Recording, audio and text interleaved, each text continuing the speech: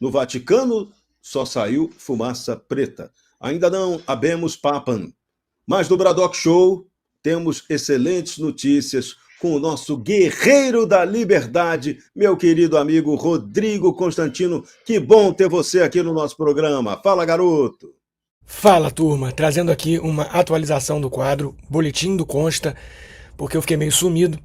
Ainda tô falando com alguma dificuldade, a voz tá meio metálica, parece o Gregor Samsa, né, o personagem de Metamorfose do Kafka, mas estava insuportável falar há um dia atrás, ou 2 dias atrás. Então os últimos 3 dias foram os piores, e normalmente é isso mesmo, né?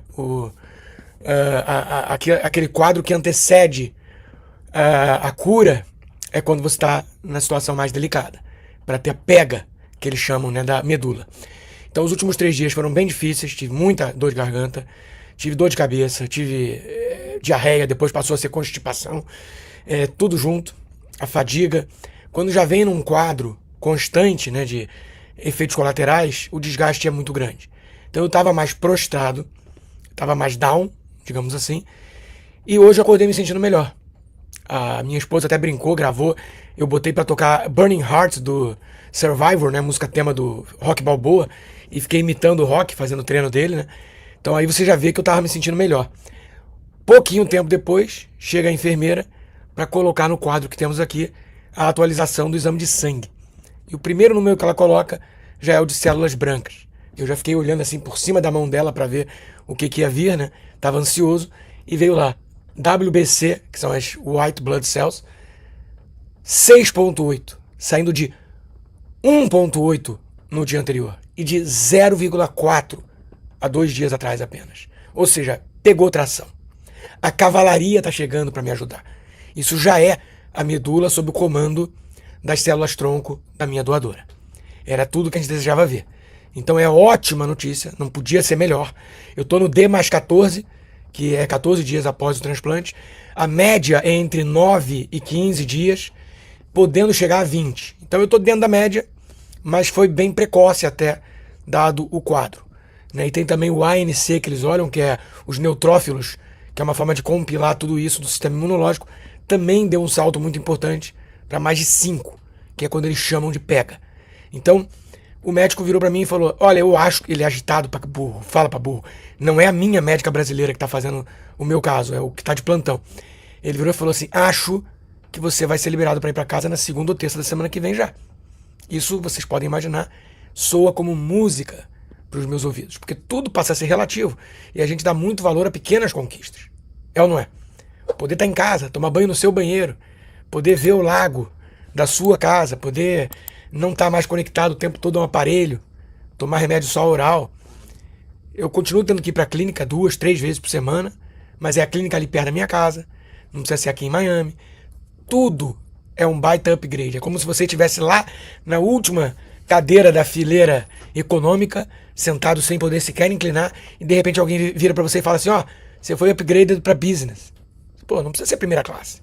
Você já está muito feliz. Então, é muito boa notícia. Eu quero agradecer muitíssimo a todos vocês pelo apoio, pelas orações, dizer que eu sou muito grato por tudo isso e que a batalha não terminou, a guerra não terminou, mas uma batalha importante foi vencida. A guerra ainda envolve riscos de infecção, cuidados necessários, isolamento, que é a parte dura, né? Mas passo a passo. Não tem por que a gente ir pro tudo ou nada desesperado. Isso não é uma estratégia vencedora. Eu não estou querendo fazer um paralelo com a política nacional, mas para bom entendedor, meia palavra basta.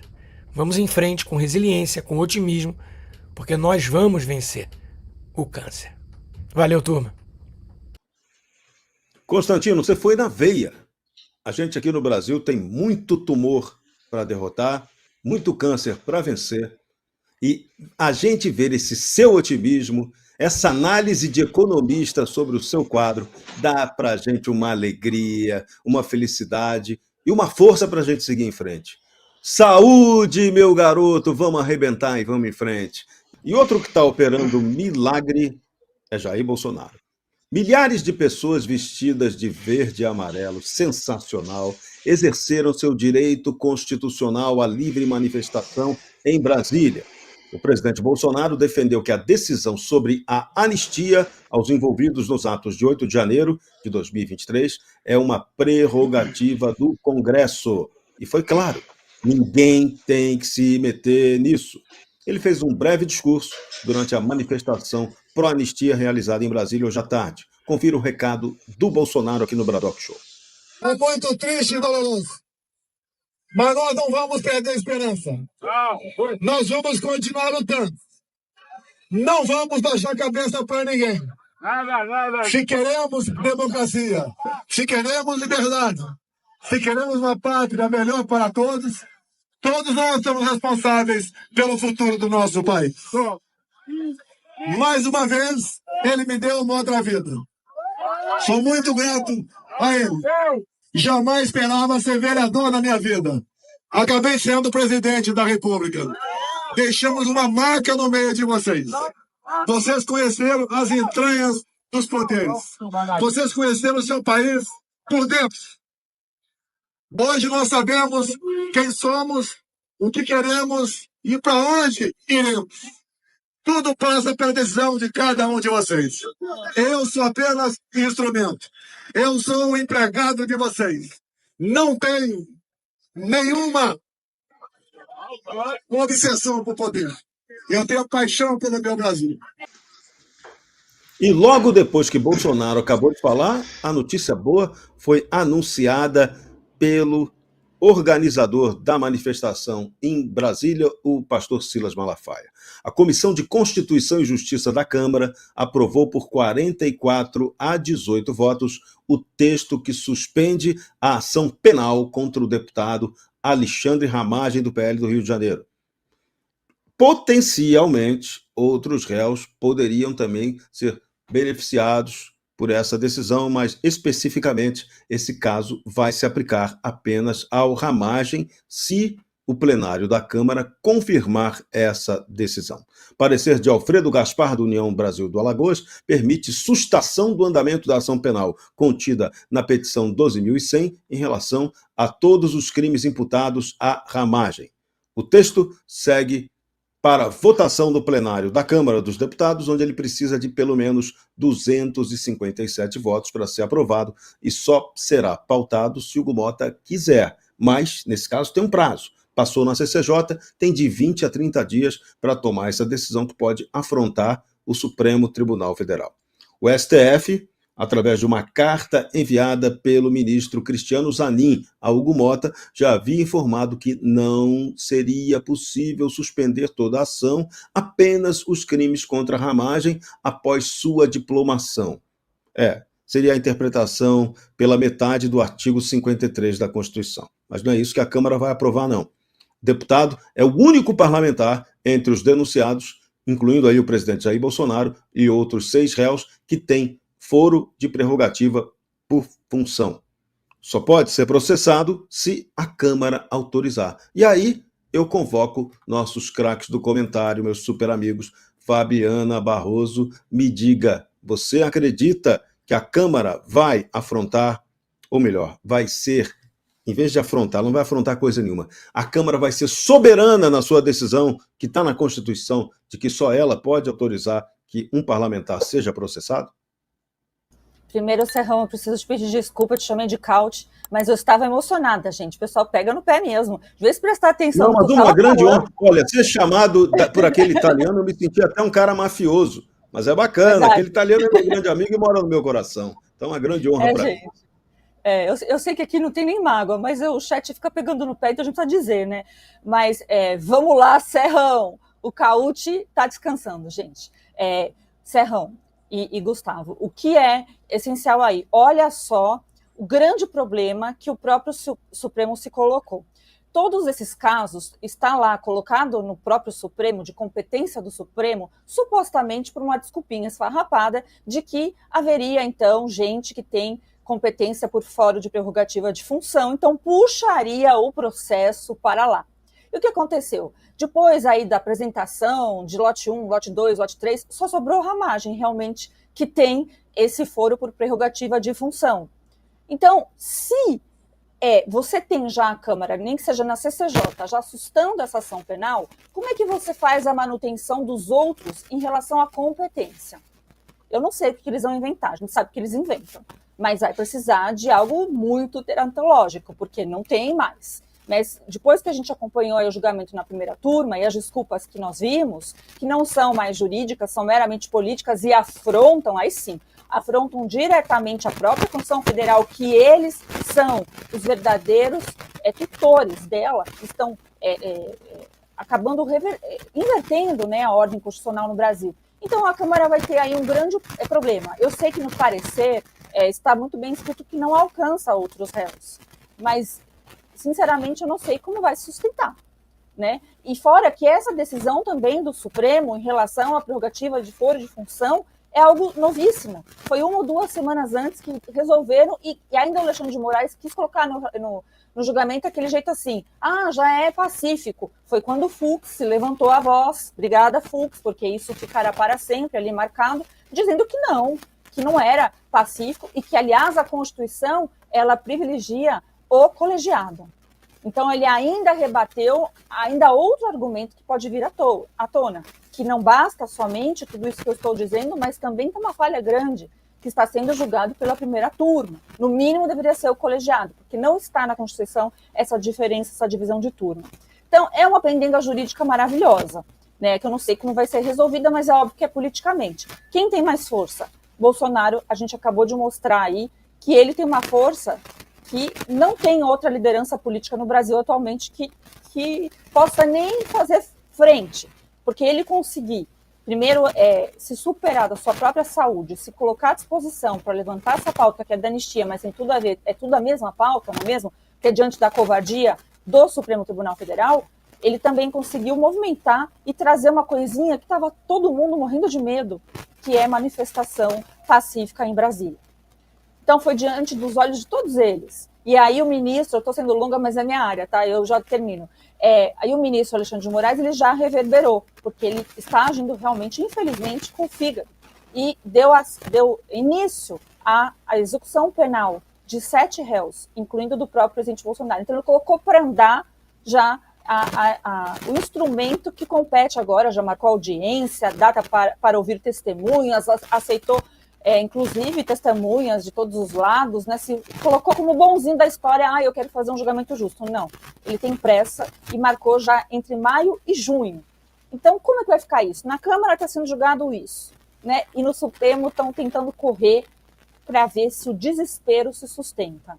Então, vamos ver quem tem força política, Serrão, mas a dica é boa, né, a dica mostrou aí que popularmente só tem um nome, o nome dele é Jair Bolsonaro. As oitivas no Supremo Tribunal Federal das Testemunhas vão acontecer entre o dia 19 de maio e 2 de junho. Alexandre já botou o pé no acelerador. Agora, o que é importante a gente destacar, Gustavo Lopes, dessa questão? O artigo 53 da Constituição é muito claro em relação a esse caso.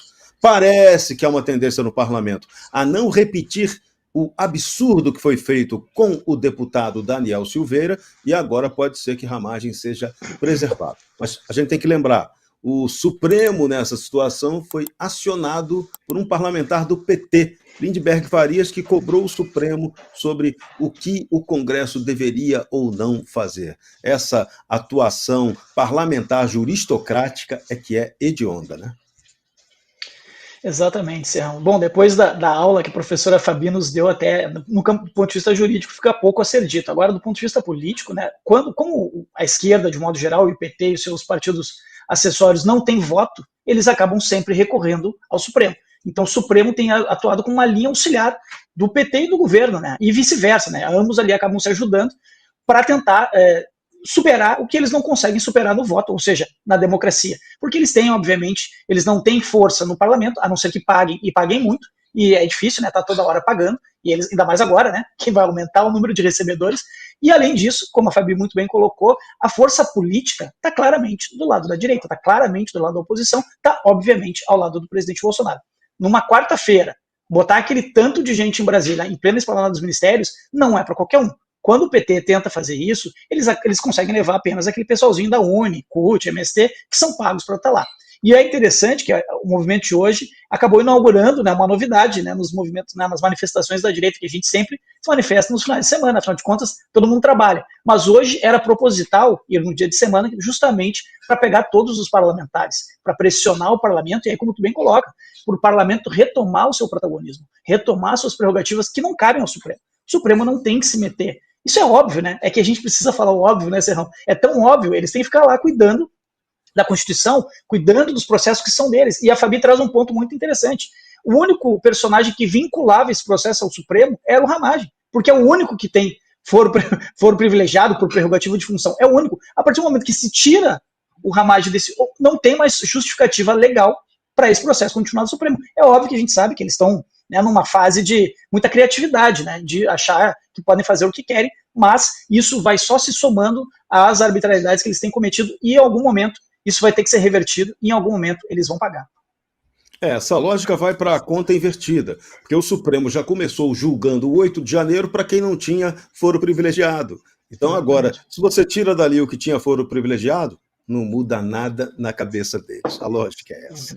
Já recebemos aqui um superchat do nosso Denis Silva, dizendo que hoje ele viu e ouviu a primeira-dama corroborar o ponto de vista da doutora Fabiana. Muito bem, parabéns para a primeira-dama, parabéns para a Fabiana Barroso e parabéns para o Denis. Muito legal. Agora, o processo do 8 de janeiro está avançando. O questionamento, o pedido pela anistia também está andando. E tem um outro ponto que começa a mexer com os poderes em Brasília.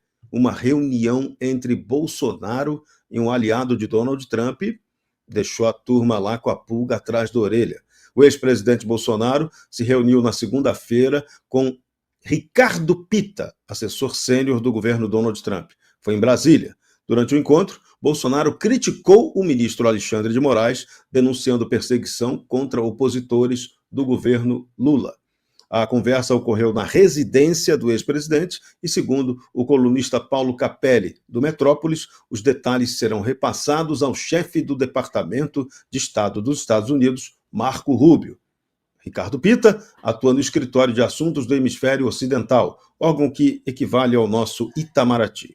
Em fevereiro, esse setor do governo norte-americano emitiu uma nota de alerta sobre censura no Brasil, direcionada ao ministro Alexandre de Moraes. Documento que acabou endossado pela Embaixada dos Estados Unidos da América. Então começa a vir aí reação de fora para dentro. Começa a acontecer reação no Brasil e o parlamento começa a se mexer. Parece que tudo melhora, né, Fabiana Barroso? Olha, Serrão, e a gente precisa trazer um outro ponto a tudo isso. Até a Globo News ontem entrevistou, né, dois ex-ministros, e Aires Brito, para quem não conhece, é de esquerda, tá, gente? Até ele chegou em determinado momento e reconheceu esses absurdos aí, né? Então, algo no castelinho não tá tão colocadinho, bonitinho. Algo está começando a mudar.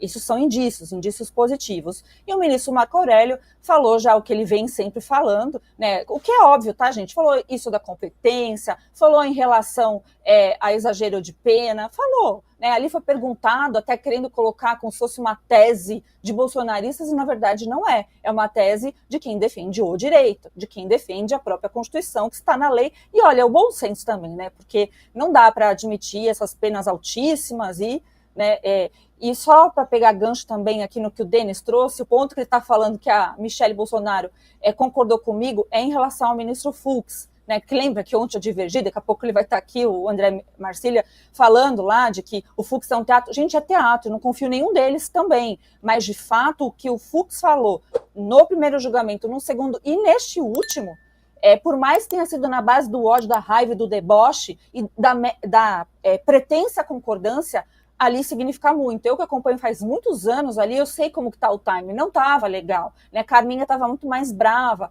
Então, a gente vai reparando, isso significa alguma coisa?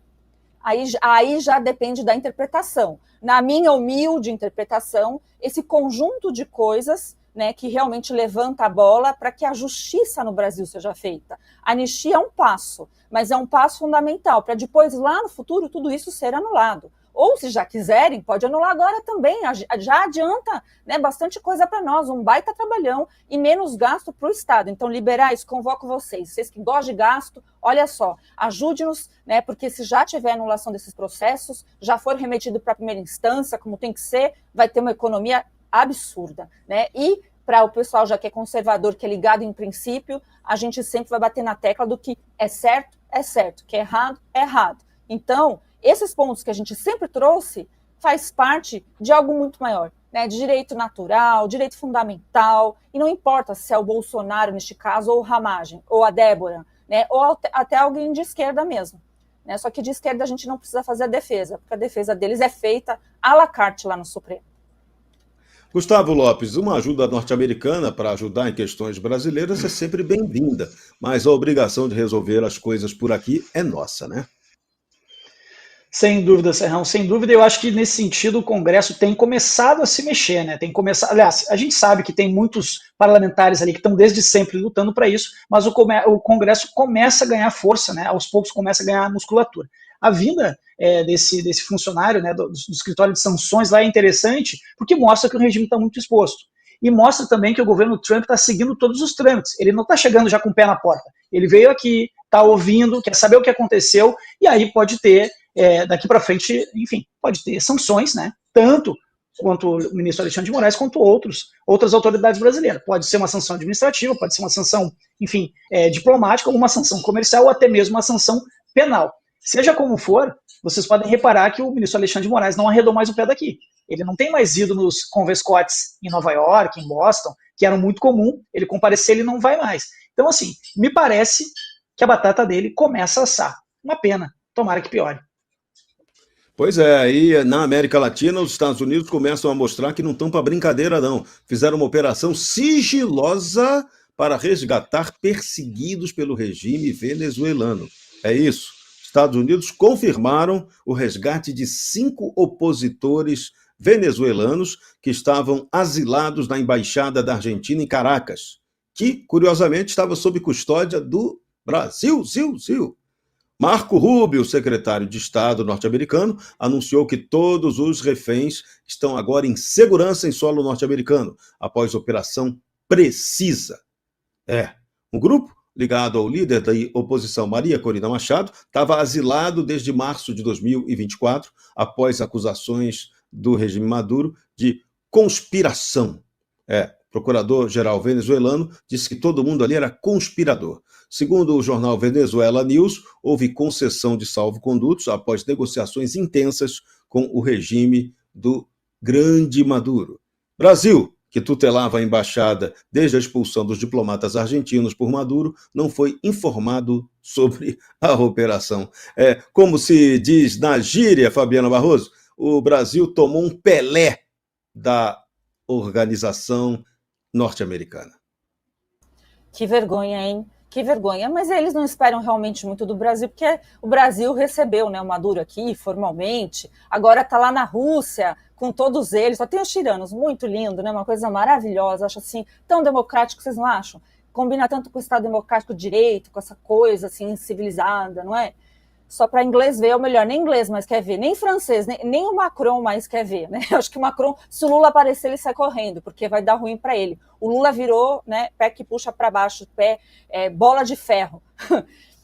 Mas essa operação sigilosa aí, primeiro, eu fico aliviada, ontem a gente falou um pouquinho a respeito disso, o governo Trump fazendo o que ele falou que iria fazer, a gente fica aliviada principalmente na questão humanitária. Eu temo para que o Brasil não chegue nesse ponto também, né? Não é mais uma teoria da conspiração, infelizmente, né? Nós temos situações aqui já bastante parecidas, ou pessoas que estão até fora do Brasil com esse mesmo tipo de situação, e em relação também ao governo Trump, o que foi recebido aí pelo Lula, a gente precisa entender que nem a parte ali central dessa comitiva que já saiu do Brasil, inclusive, que eu acho que eu fiquei até com receio deles serem presos, né? A gente nunca sabe, mas já saíram do Brasil, não foi se encontrar com o governo brasileiro oficialmente, né? Foi o assessor do assessor do assessor. Isso já demonstra muita coisa, né? O alinhamento aí é zero. Também a gente fica grato por isso, por quê? Porque a gente luta pelo Ocidente. Vamos lembrar que Geraldo Alckmin esteve lá no Irã, né, naquela coisa belíssima, super democrática também, que eles gritavam morte à América. Então, é disso que a gente está falando quando fala de Trump, quando fala de uma visão um pouco mais geopolítica da libertação da Venezuela. É isso que significa a manutenção do Ocidente e dos nossos valores. O governo Lula está considerando facções como criminosas e não terroristas no Brasil. Representantes do governo Donald Trump foram informados oficialmente pelo Ministério da Justiça do Brasil que o nosso país não classifica PCC e Comando Vermelho como organizações terroristas. Em reunião realizada terça-feira, técnicos brasileiros explicaram que facções buscam lucro com o tráfico, não atuando por motivações religiosas ou de ódio.